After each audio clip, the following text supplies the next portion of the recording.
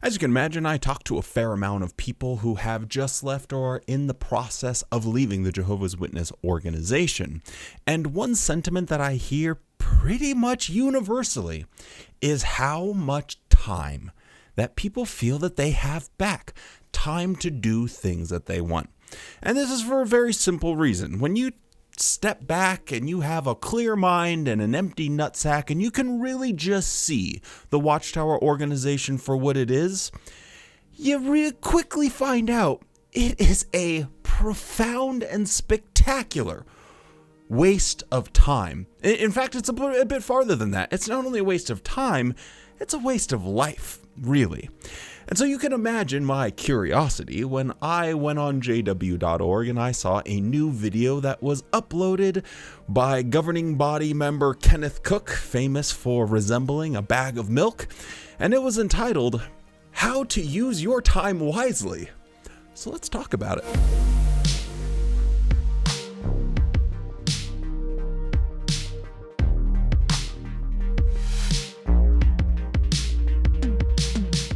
Hello and welcome back to the JW Thoughts channel. My name is Wally and today we are looking at a talk which has a very confusing sort of setup for a point that is just bleeding of like desperation from the governing body. They continue to hammer home the point that you need to be obedient no matter what. You need to follow directions just with like blinders on, no matter what it is. And they are getting spectacularly creative with how they're trying to get this idea across. So much so that he found a way to make that the real point of a talk about how to use your time wisely. Quickly before we get into it, don't forget to drop a like on the video. It's the freest, easiest way that you can help support the channel. It takes 1 second and is greatly appreciated by me. With all of that being said, let's look at Kenneth Cook and see how he's going to talk to us about how to use our time wisely. Now, as we approach the end of this system of things, we want it to be said of us individually and as an organization that we made the very best use of our time. Okay, I got something to say already, and no, it's not about his tie, which is clearly from 2004. But the idea that the organization is not wanting to waste time. They want to really maximize their use of time. And that just blows me away because I had to sit, well, I didn't have to, I chose to sit through and watch the entirety of their summer convention. And during that, the big highlight, their magnum opus really of where the direction that the organization is going, they have all their chips on this Jesus drama. They are trying to recreate something that's already been done, but doing it in a worse way with Australian actors, which just makes it very confusing. Now, I'm going to play like a 3-minute segment of that Jesus drama, this little movie that they make. I don't know why I keep calling it a drama. It's a Jesus movie. And just test yourself to see if you can sit here for 3 minutes without fast forwarding, because I know as I was trying to get this clip just to edit it, my brain opened up like 8 different tabs and researched like 16 different little random topics that popped in my head because I could not focus for 3 minutes just to be able to hit control, like to be able to cut this and put it in here. So just test yourself and see if you can even make it through this and tell me how the organization can say that they don't like wasting people's time.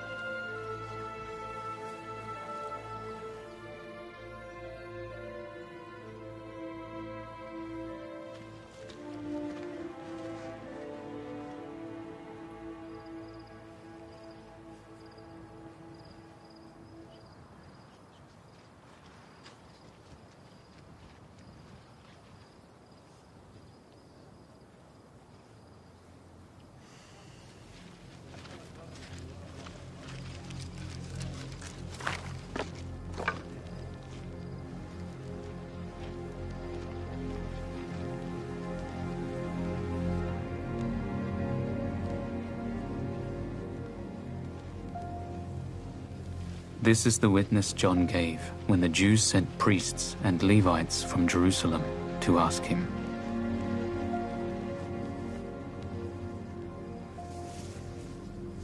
Who are you? And he admitted it and did not deny it. I am not the Christ. What then? Are you Elijah? I am not. Are you the prophet? No. Who are you? Tell us, so that we may give an answer to those who sent us.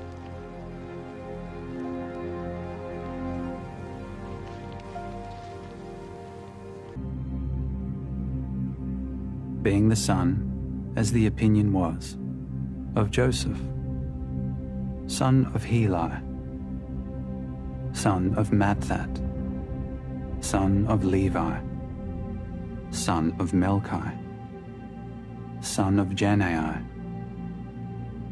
son of Joseph, son of Mattathias, son of Amos,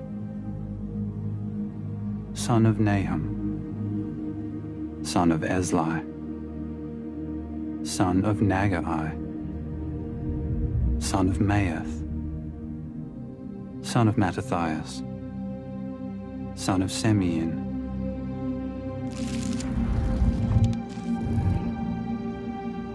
son of Adam,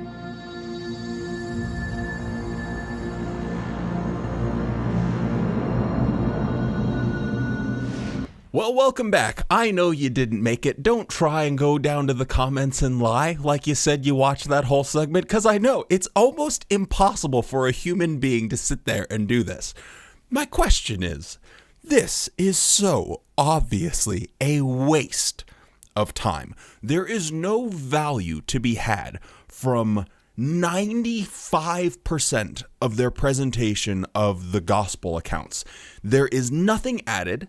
It takes longer than it would to just read the dang Bible itself, and it manages to be more boring and pointless than just picking up the Bible and reading it. We might ask ourselves the question, why has the governing body spent millions of dollars on preparing this good news according to Jesus? Do you know the answer? I think you know the answer, don't you? It's a fantastic way to help us to learn more about Jesus and the love Jehovah has shown through Jesus. And the organization spent millions of dollars, and took years of people's lives away, filming, prepping, buying land, doing set design. I guess they didn't do any scripting, but this whole production is one of the most fantastic wastes of time I have ever seen. So far that they included the son of this, son of that, son of this, son of Sam. It's insane how much time they sunk and wasted into this series. And they're so proud of it. So just to hear him say that as individuals and as an organization, they view time as precious, brother, get a freaking grip. So the scriptural basis for his presentation that he's going to be giving about time here is based on the story of Joseph. So I'm going to skip over the first example because it's kind of mundane, but let's take a look at the second example of how Joseph used his time wisely, and I got some stuff to say about that. Next, how did Joseph make the best use of his time while in servitude and then later in prison? Well, the answer, he worked hard and he set a good example. In total, Joseph spent about 13 years as a slave or in prison. Now, he could have shriveled up and faded away like a dying flower, but instead, Joseph worked hard and he applied himself. He used his time well and he showed remarkable patience. With Jehovah's blessing, Joseph interpreted prophetic dreams while in prison. He did so for Pharaoh's chief cupbearer and for his chief baker. No doubt Joseph's faith grew as he saw those prophecies come true, but he had to be patient. 2 years after Joseph correctly interpreted the cupbearer's dream, the cupbearer finally remembered Joseph.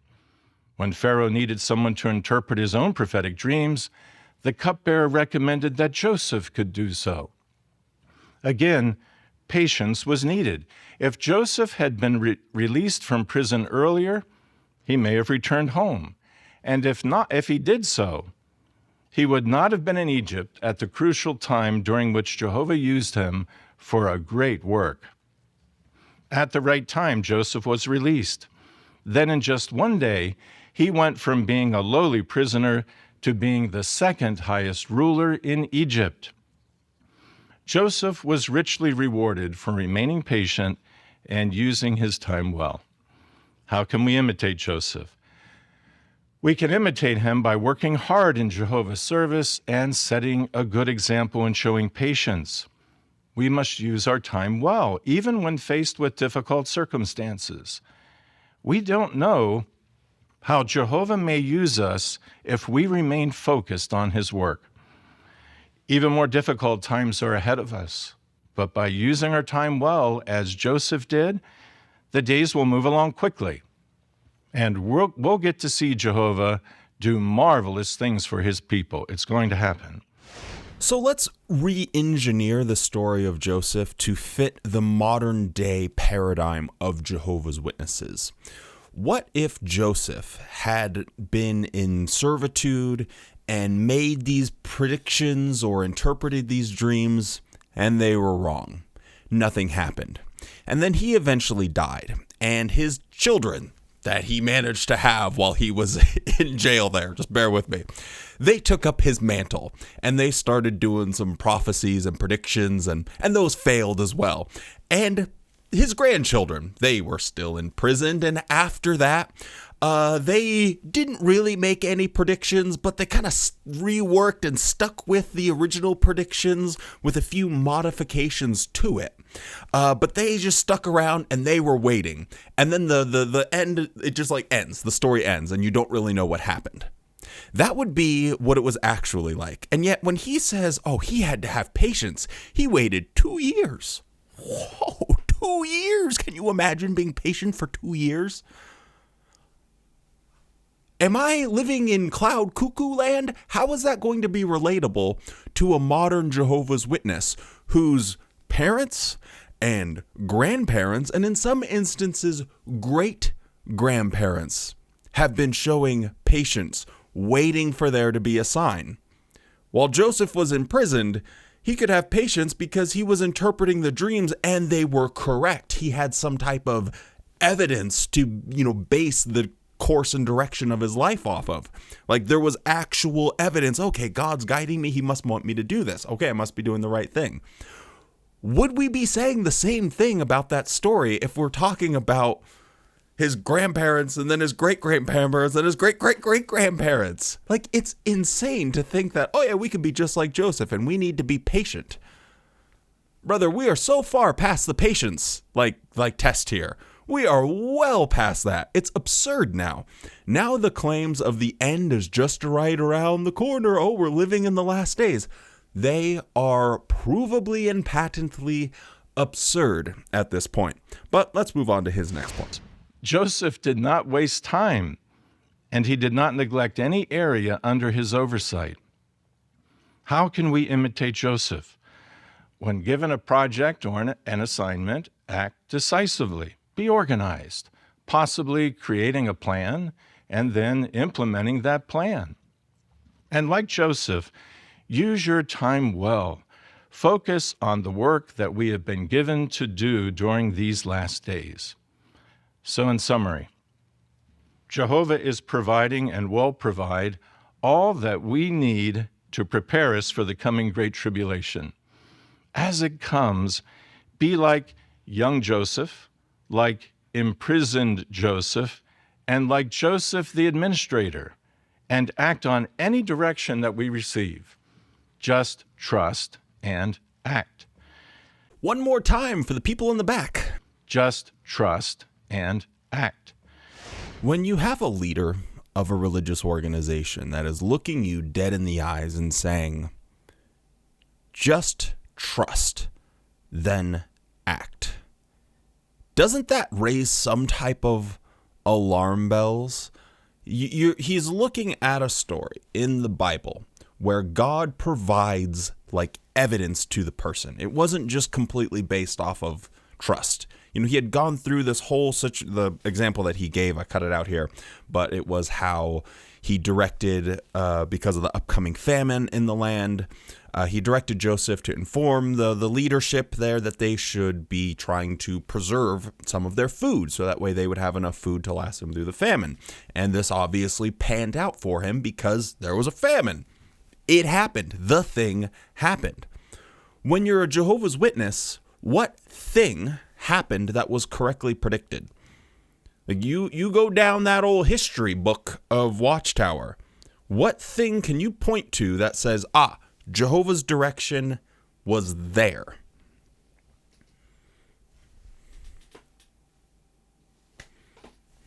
Like what thing do you have to point to that's not just manufactured or kind of shoehorned in? There really isn't if you start breaking it down and looking at it. So when he's saying just trust, then act, trust what? Trust me, bro? Just trust in the process of trust me, bro. Trust me, bro. That is the logic of this man. He wants people just to believe him because. Which is a really scary prospect because it can lead you into some very, very dark places when you have that level of trust in a group of men to protect and care for you now and in the future. And he says something that's going to transition not only to the end of this video, but it will be the topic of my next video.